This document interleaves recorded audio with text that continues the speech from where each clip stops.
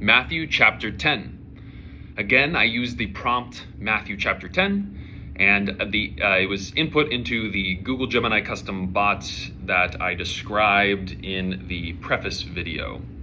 I wanted to quickly talk, I should have done this in the previous video because it was starting to become more clear to me as we were going through Matthew chapter 9. My cat kind of distracted me. But there's something that happens throughout all of the gospel. There's something about the way that Google Gemini was interpreting it, though, in Matthew chapter 9. It's called it is often called in different teachers that I've listened to, the upside down kingdom.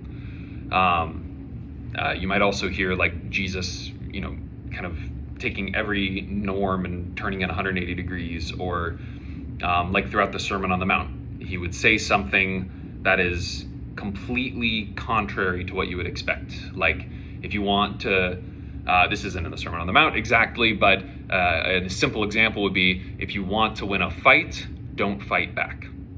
Like that doesn't make sense. It doesn't make sense to humans, the way that we work.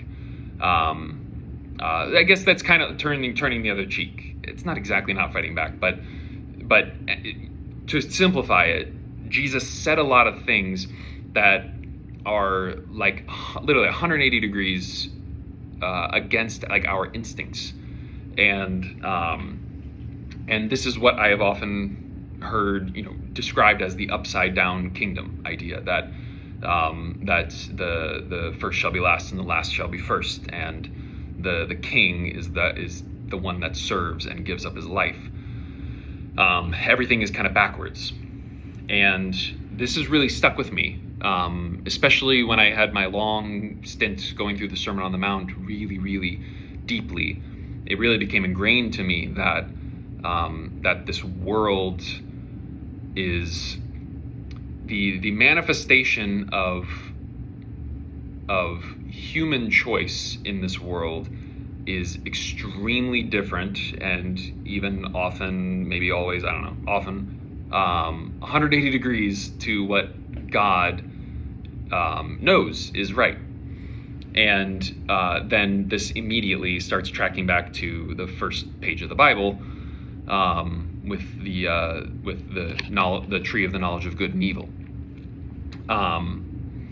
And it just, that last chapter, and the way that Google Gemini was reading it, was really driving that into me, as like Google Gemini is seeing this upside down kingdom. And I'm sure it's pulling from different sources or whatever, so maybe it's directly like quoting from somewhere on the internet where people are describing that. But it's really recognizing it, and it's really seeing how valuable and important that concept is. And I thought that this concept was very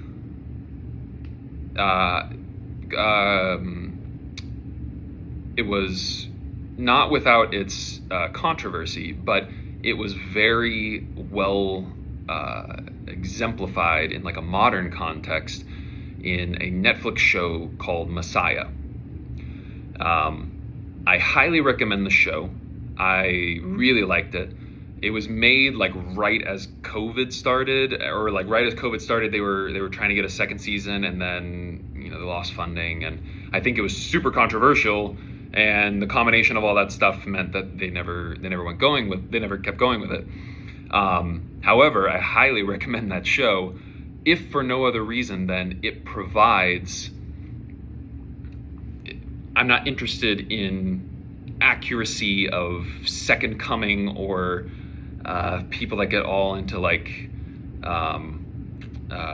eschatology and like revelation, and like, oh well, it's going to be exactly like this, and then after this many days, and then they're going to do this.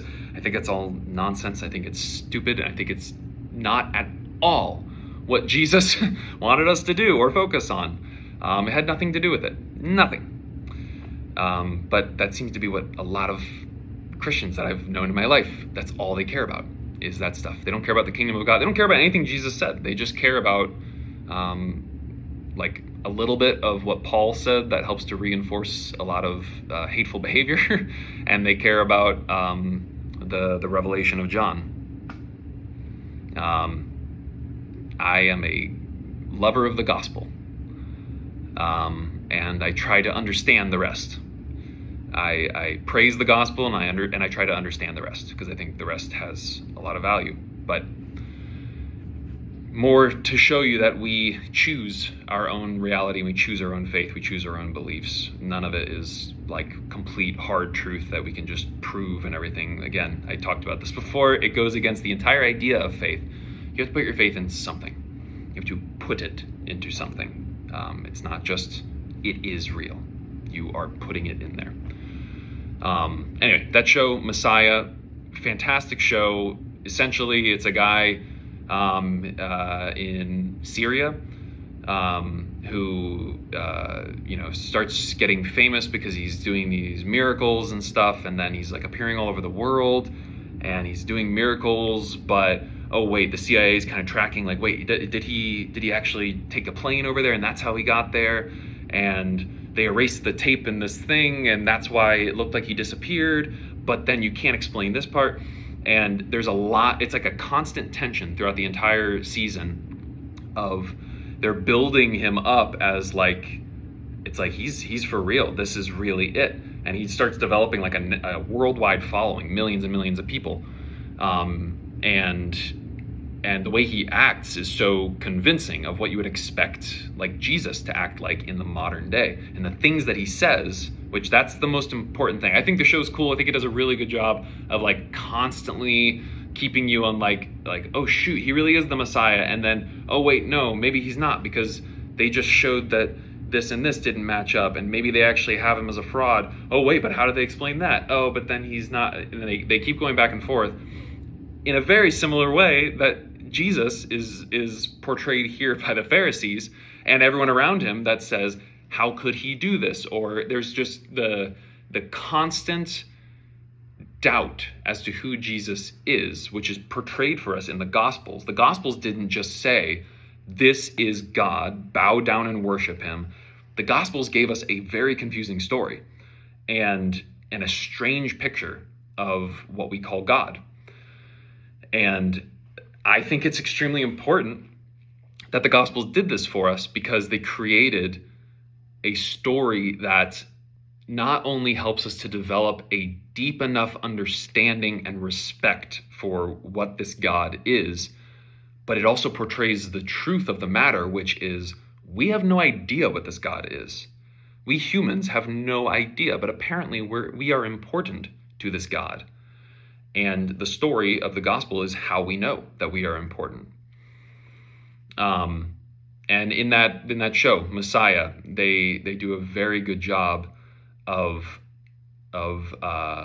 creating modern examples of how difficult it would be to be in the position of the people in the gospel.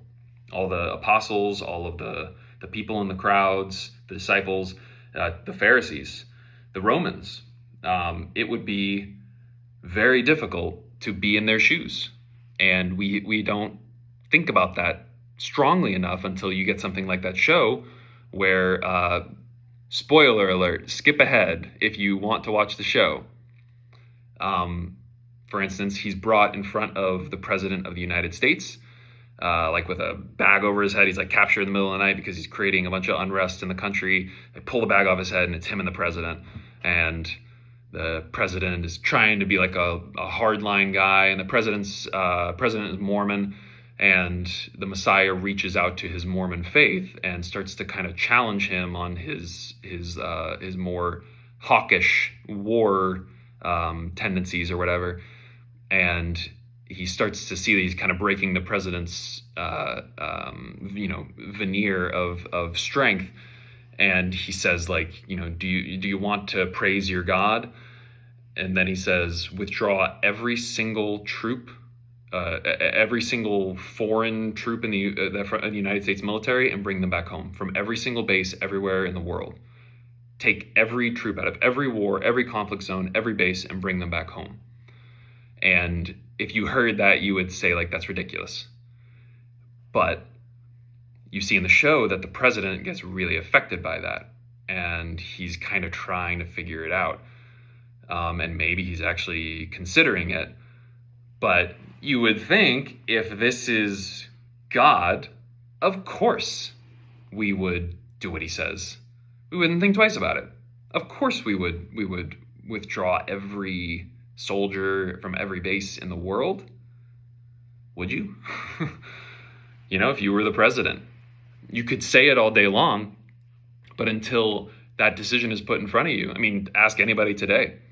What if Jesus came back and he said, every American, every gun in the United States, put them all together in the middle, and we're going to burn and melt them all.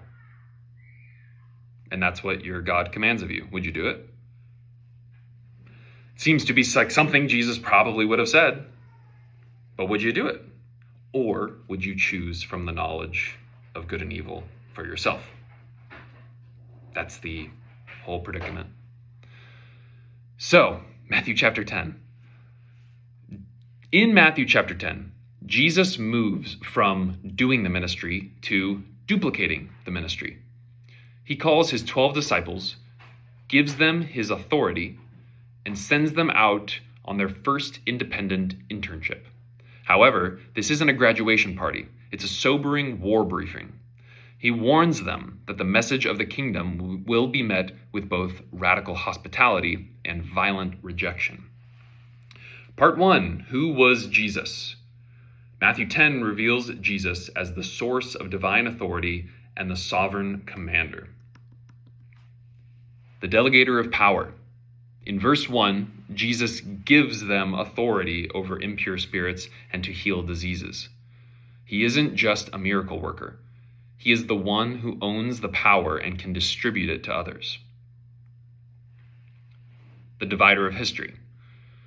Jesus makes the startling claim that he did not come to bring peace, but a sword. Verse 34. This identifies him as the ultimate ultimatum. His presence forces a decision that can even split the closest human bond, the family.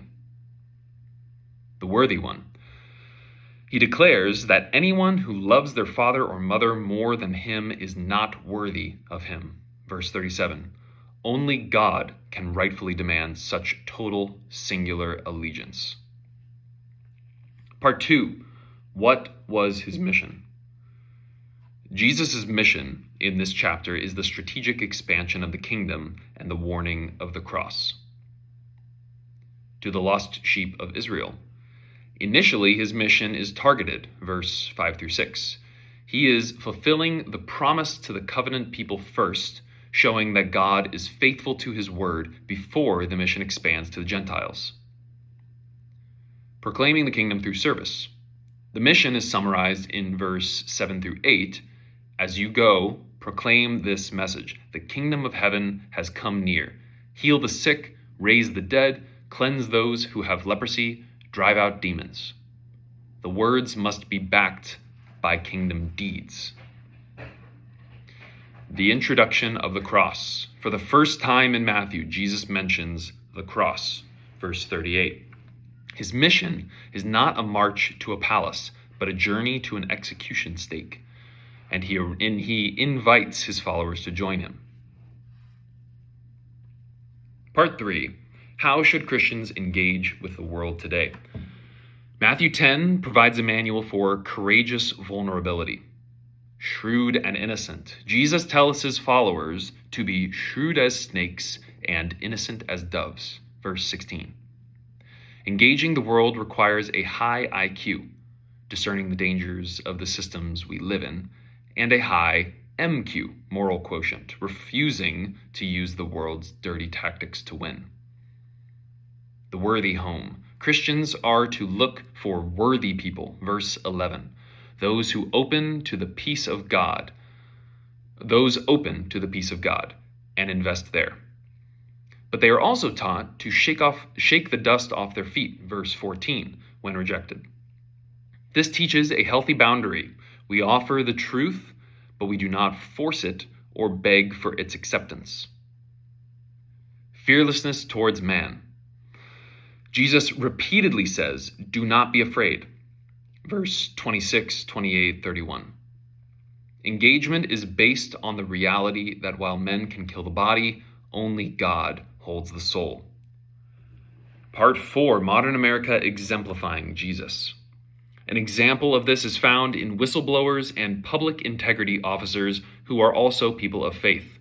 When a person shrewdly discovers corruption in their workplace or government and innocently, without malice, exposes it for the sake of truth, knowing they will likely be hated by all, verse 22, or lose their job, they are living out the mission of Matthew 10.